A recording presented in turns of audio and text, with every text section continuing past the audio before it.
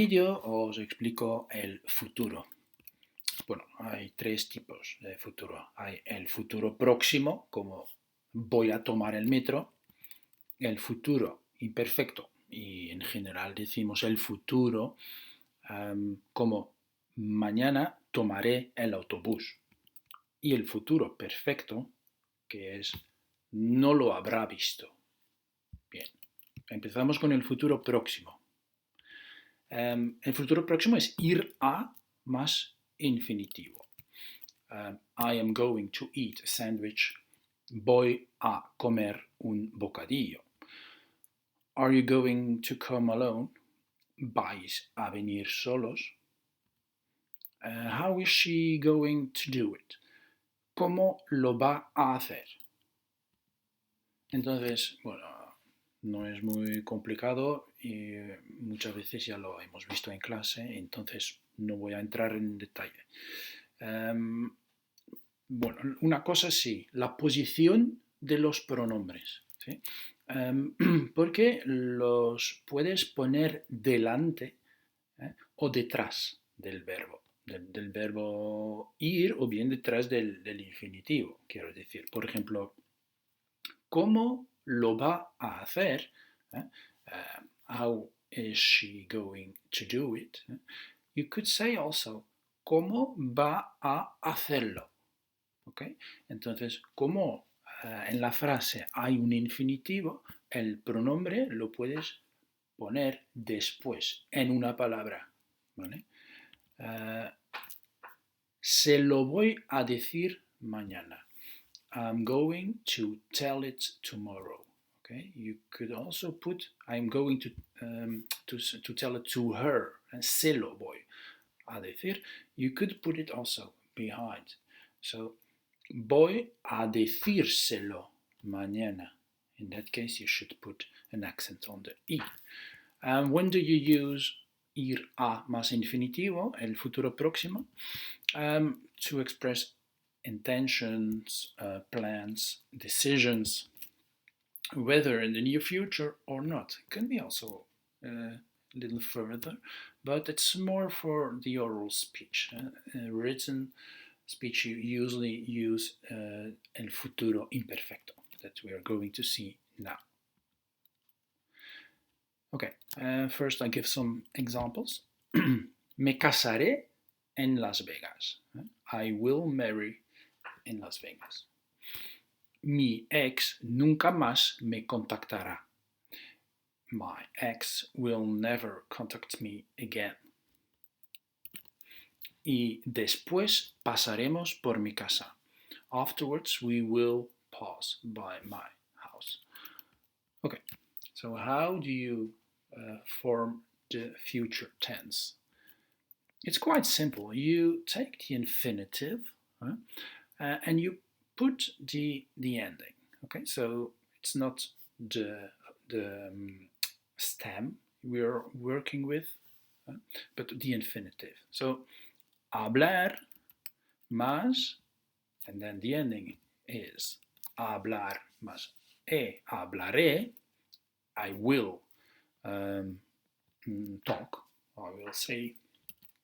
Tú hablarás, él hablará, nosotros hablaremos, vosotros hablaréis, ellos hablarán. Okay, so that's the conjugation of hablar. As you see, you always put an accent on the last vowel, except for the nosotros form. So beware to put the emphasis right. Okay, it's always at the end, except for nosotros. Okay, that's the termination not only for hablar, but also verbs on er y ir, como comer y abrir. Okay, so I will eat, comeré. You will eat, comerás, and so on. So it's quite simple tense. There are only a few exceptions we will see later on. Just say that los pronombres, the pronouns, they should always go before the verb. Here you cannot choose, as you could do with ir a, el futuro próximo. Here you always put them before. As you see, me casaré, I will marry, me contactará, or te esperaré, I will wait for you, or I will send it to you by mail, os lo mandaré por correo. Vale. Now, as I said, there were some irregular forms. In fact, they have an irregular stem because the ending is regular. Okay, so the endings are the same. Just when you will tener, which means to have, if you want to say I will have, you cannot use the infinitive, but you use tendr and then the ending. For example, no tendrá tiempo. He won't have time. Tendrá que trabajar. He will have to work. Don't forget that. Tener que means have to do something. So that's the same. Tener. Another one, poner. Poner is to put. So you will say, si no al salchichón, salchichón, that's a mistake, ya pondré chorizo. If there's no sausage, I think it's in English, I will put chorizo. Okay, so poner, pondré. Venir, vendré. I will come. Ya son las 11 y ya no vendrá, creo. It's already 11 o'clock. He won't come, I think. Salir, to go out or to leave. Saldré. Algún día, la verdad, saldrá. One day, the truth will come out. Salir, saldrá. Poder, to be able, podré. No podrás olvidarme, you won't be able to forget me. Saber, to know. Sabré, or like in the example, nunca sabremos quién mató al presidente. We will never know who killed the president. Saber, sabré. Querer, to want. So, querré, with dos R's, double R. Ni en el infierno lo querrán recibir. Even in hell they won't receive him. Hacer, haré, okay? To do, to make. So, ¿qué haréis en esta Navidad? What will you do at Christmas? ¿Qué haré? Decir, very common, this one also, because often you say, lo diré a mi padre, I will tell it, I will say it. Or here in this example, dime cómo comes y te diré quién eres. Tell me how you eat and I will tell you how you are. I will tell you, te diré. And last one, haber. We know haber of two forms. On one hand, there's I, there is or there are. In that case, anyway, in both cases, but there will be, always in the third person, of course, because I, you cannot conjugate it. So tomorrow there will be a lot of people. Habrá mucha gente tomorrow.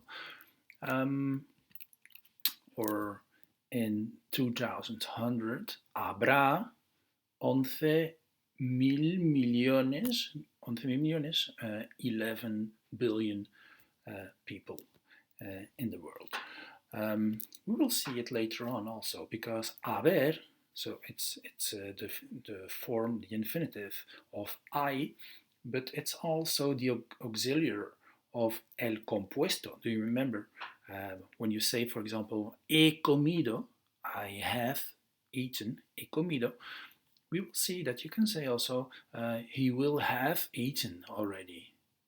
I suppose that's why he is not hungry. So in that case, you have to use haber also in the future tense. You can say, habrá comido ya, me imagino. Okay, we will see it later on. Okay, first, the use. Okay, when do you use the future tense? It's quite obvious that you will use it for predictions and to express the future, of course. But I like this example. But in a lot of times, we use the future to express a hypothesis or an assumption. For example, here. No debes preocuparte por José. Estará con su hermano mayor. You don't have to worry about José. He will be with his older brother. When you say he will be with his older brother, you're not referring to the future. It's not in the future that he will be with his brother. You say that probably now he is with his brother. Okay, so but you can use the future tense to express that hypothesis, this supposition. Okay, same thing here. Será una casa antigua porque le ha costado muy poco dinero. It will be an old house because it didn't cost him a lot. It's not an older house in the future. It's now probably, you say, an older house. Yo duermo 8 horas al día, pero José dormirá más. I sleep 8 hours a day, but José, he will sleep more. You say that you think it, you're not sure, but probably he sleeps more. Okay. The future, el futuro perfecto. Okay, that's what I was talking about some minutes ago. So he won't have seen it. He won't have seen it. How do you say that? Okay. Remember that you say he hasn't seen it. He hasn't seen it. No lo ha visto. Okay, that's the compuesto. No lo ha visto. But el auxiliario, haber, you don't have to put it in the present. Ha. He visto, has visto, ha, hemos visto, etc. Okay? You can put the auxiliary also in the future tense, even in other tenses. Okay? So when you say haber and participio, you could put it also haber, so in the future tense. And as we saw, it's one of the exceptions, haber. And here you have the whole conjugation. Okay, habré, habrás, habrá, habremos, habréis, habrán. And when you put it with the participio, you can have a sentence like this. No lo habrá visto. He won't have seen it.